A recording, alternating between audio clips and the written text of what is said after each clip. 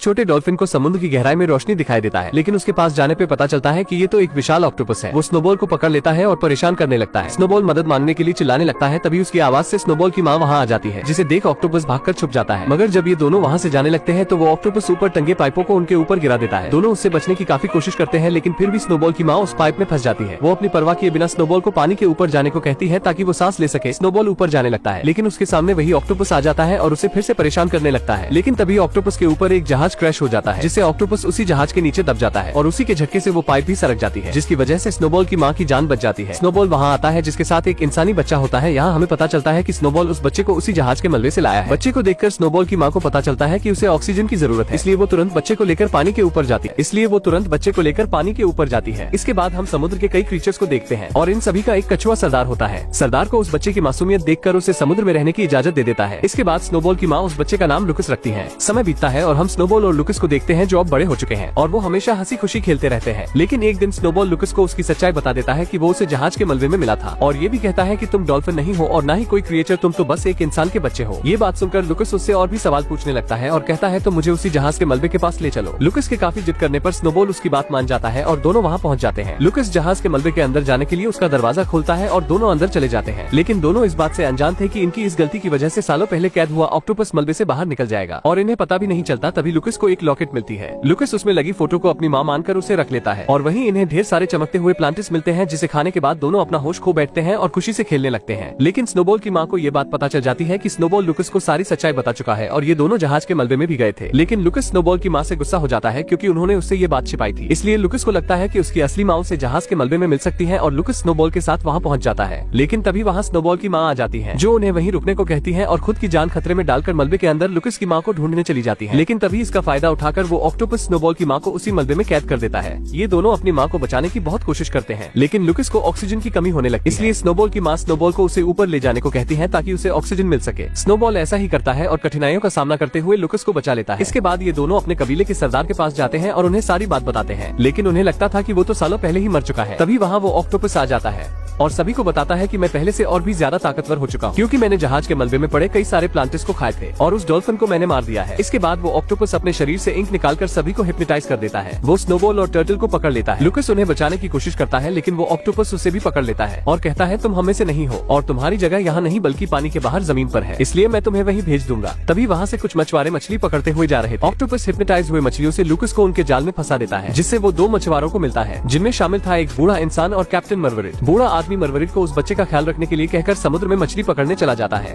कुछ देर बाद जब लुकस की आंख खुलती है तो वो अपने आप को जमीन पर पाता है, इसलिए वो चुपके से वहाँ से समुद्र में भागने लगता है, लेकिन मरवरिट उसे देख लेता है और पकड़ लेता है। लुकस किसी भी तरह वहाँ से निकलकर समुद्र के किनारे आता है, लेकिन वो वहाँ कई सारे डॉल्फिन्स को देखता है, जो उसी कमीने ऑक्टोपस की वजह से यहाँ फंस चुके थे, जिसमें स्नोबॉल भी शामिल होता है। वो दोनों अपनी माँ के गुजर जाने के दुख से रोने लगते हैं। मरवरिट लुकस को डॉल्फिन से बात करते हुए देखकर घबरा जाता है और जब लुकस स्नोबॉल को समुद्र में ले जाने की कोशिश कर रहा था तो उसे देख मरवरिट भी लुकस के साथ स्नोबॉल की मदद करता है और दोनों स्नोबॉल को समुद्र तक छोड़ देते हैं। इसके बाद मरवरिट लुकस को वही लॉकेट दिखाकर कहता है कि मैं तुम्हारी माँ को जानता हूँ और मैं तुम्हें वहाँ लेकर जा सकता हूँ। मरवरिट की ये बातें सुनकर लुकस मान जाता है और स्नोबॉल को अकेला ही समुद्र में भेज देता है। दूसरे दिन जब लुकस सो रहा था तो मरवरिट उसे एक कमरे में बंद करके वहाँ के सबसे अमीर मछुआरे के पास जाता है और उसे बताता है कि मेरे पास एक ऐसा लड़का है जो मछलियों से बात भी कर सकता है और पानी में भी देर तक रह सकता है। ये सुनकर वहाँ के सभी मछुआरे उसका मजाक बनाने लगते हैं। अमीर मछुआरा उससे कहता है अगर ऐसी बात है तो वो पानी में सबसे तेज तैरता भी होगा और अगर तुम्हें अपनी बात को सच्चा साबित करना है तो उस बच्चे को हमारी रखी गई शी सेल हंटिंग कंपटीशन में शामिल करना होगा। मरवरिट उसकी शर्त मान जाता है।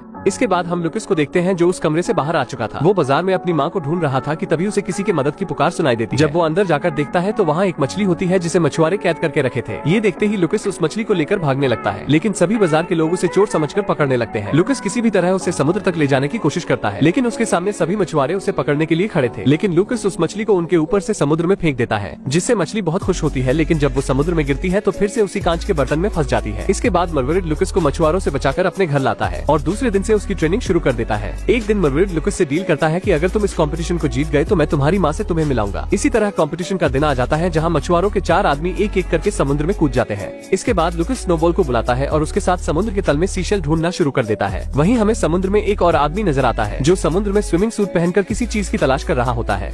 और उसे लुकस का वो लॉकेट मिल जाता है। वहीं मछुआरों के चारों आदमी फटाफट ढेर सारे सीशेल ढूंढ लेते हैं और जब सीशेल को गिना जाता है तो लुकस उनकी बराबरी नहीं कर पाता क्योंकि वो बहुत ही कम सीशेल ला पाया था, जिस वजह से मरवीड ये शर्त हार जाता है और शर्त के अनुसार उसे मछुआरे के नाव पर काम करना पड़ेगा। लेकिन उनके जाने के बाद मरवीड को पता चलता है कि लुकस द्वारा पाए गए सभी सीशेल में कीमती मोती हैं। ये देखकर मरवीड खुशी से झूम उठता है क्योंकि इन मोतियों से वो करोड़पति बन सकता है। लेकिन तभी वहाँ एक हुक आकर उनके नाव पर फंसता है, इसलिए मरवीड मोतियों को बचाने के लिए उन्हें निगल जाता है। उतने में एक लकड़ी आकर उसके सर में लगती है जिस वजह से वो बेहोश हो जाता है और आँख खुलने पर मरवीड और लुकस खुद को बड़ी जहाज पर पाते हैं जहाँ उन्हें 3 महिलाएं दिखती हैं। वो मरवीड को डराकर उन मोतियों के बारे में पूछती हैं, लेकिन उन्हें पता चलता है कि मरवीड मोतियों को निगल चुका है, इसलिए वो दोनों को लेकर एक आइसलैंड पर जाते हैं जहाँ उनकी रानी रहा करती है, जो कि एक बूढ़ी औरत है और वो एक गुफा में जादुई सूप तैयार कर रही थी, इसलिए उन्हें उन मोतियों की जरूरत थी जो मरवीड निगल चुका है। लेकिन वो मरवीड को देखते ही पहचान जाती है क्योंकि 10 साल पहले मरवीड एक औरत को इस बुढ़िया के पास लाया था। असल में जो प्लेन सालों पहले क्रैश हुआ था उसमें लुकस और उसकी माँ भी थी। मरवीड किसी तरह लुकस की माँ को तो बचा लेता है, लेकिन बाकियों का कुछ पता भी नहीं चला और तब से वो बूढ़ी औरत लुकस की माँ का ख्याल रखती थी। लेकिन इतने वर्षों बाद भी लुकस की माँ के हालत में कोई सुधार नहीं आया था। वो सभी ये सोच ही रहे थे कि उन्हें क्या करना चाहिए। इतने में वही बूढ़ा व्यक्ति वहाँ आ जाता है जिसने लुकस का वो लॉकेट पाया था। वो उन्हें कहता है कि जो प्लेन क्रैश हुआ था उसमें एक केमिकल भी था और सिर्फ वही केमिकल लुकस की माँ को ठीक कर सकता है, लेकिन उसे वहाँ से केवल लुकस और उसका डॉल्फिन ही ला सकता है। लुकस ये सुनते ही अपनी माँ के लिए वो केमिकल लाने के लिए तैयार हो जाता है और रात में जब सब सो रहे थे तो लुकस उस बूढ़े आदमी के साथ समुद्र में उस केमिकल को लाने के लिए निकल जाता है। समुद्र के अंदर जाने पर लुकस को पता चलता है कि उस कमीने ऑक्टोपस के इंक के कारण पूरे समुद्र के जीव धीरे धीरे उस ऑक्टोपस के गुलाम बनते जा रहे हैं। लुकस किसी भी तरह उस ऑक्टोपस से छिपते हुए उस जहाज के मलबे तक पहुंच जाता है और उस केमिकल को ढूंढकर उस बूढ़े मछुआरे को दे देता है। लेकिन केमिकल को पाते ही वो मछुआरा लुकस को अपनी असलियत बताता है कि वो कई सालों पहले से इस केमिकल की तलाश कर रहा था और वो लुकस के परिवार के साथ उस केमिकल को तैयार किया था जो किसी भी जीव को बहुत ही शक्तिशाली बना सकता है और इसी कारण तुम्हारे पिता की मौत हो गई, जिससे लुकस की माँ समझ गई कि ये इंसानों के लिए कितना खतरनाक हो सकता है और ये किसी गलत हाथों में ना पड़ने पाए। लेकिन ये बूढ़ा इंसान उस केमिकल से खुद को पावरफुल बनाना चाहता था, इसलिए लुकस की माँ किसी भी तरह प्लेन से निकल जाती, लेकिन ये बूढ़ा इंसान उस प्लेन को ही क्रैश करवा दिया था। इसकी बातें सुनकर लुकस उस पर गुस्सा होता है और उसे मारने के लिए आगे बढ़ता है, लेकिन वो बूढ़ा इंसान उस केमिकल को समुद्र में डाल देता है और उसे वो कमीना ऑक्टोपस पी लेता है, जिससे वो बड़ा और खतरनाक हो जाता है। इसलिए वो उस मछुआरे का पालतू बन जाता है। वो लुकस को मारने के लिए उस पर गोली चलाता है, लेकिन तभी स्नोबॉल वहाँ आ जाता है और लुकस को बचाकर समुद्र के किनारे लाता है। लेकिन जल्द ही स्नोबॉल भी हिप्नोटाइज हो जाएगा क्योंकि उसके अंदर इतनी क्षमता नहीं है कि वो उस इंक से बच सके। ये सुनते ही वो बूढ़ी औरत उसी जादुई सूप को मंगवाती है और उसे स्नोबॉल को पिलाती है, जिससे वो बिल्कुल ठीक कर देती है। और अब तक वो ऑक्टोपस पूरे समुद्र में अपना इंक फैला चुका था और इसे खत्म करने के लिए ये लोग ढेर सारे जादुई दवा को समुद्र में डाल देते हैं। इसके बाद लुकस और स्नोबॉल उस ऑक्टोपस से लड़ने के लिए समुद्र में चले जाते हैं और कुछ बचे हुए डॉल्फिन्स भी इनका साथ देने के लिए आ जाते हैं, जिन्हें वो टर्टल लाया होता है।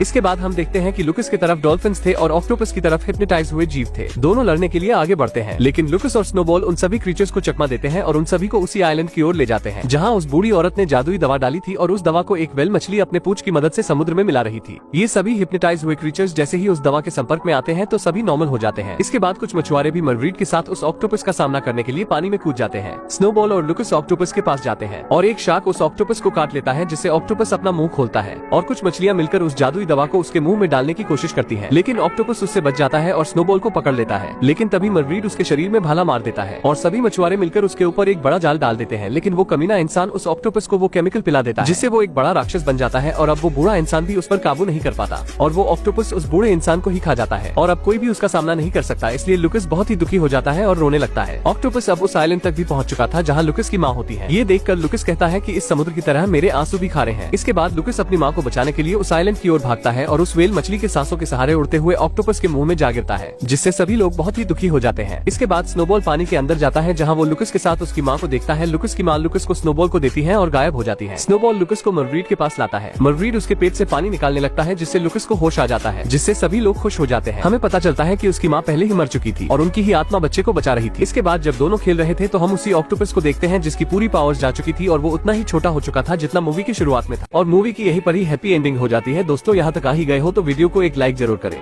और भी ऐसी ही मूवी एक्सप्लेन वीडियो देखने के लिए चैनल को भी जरूर सब्सक्राइब करें। हम मिलेंगे आपसे बहुत ही जल्द ऐसी ही धमाकेदार वीडियो में। तब तक के लिए गुड बाय।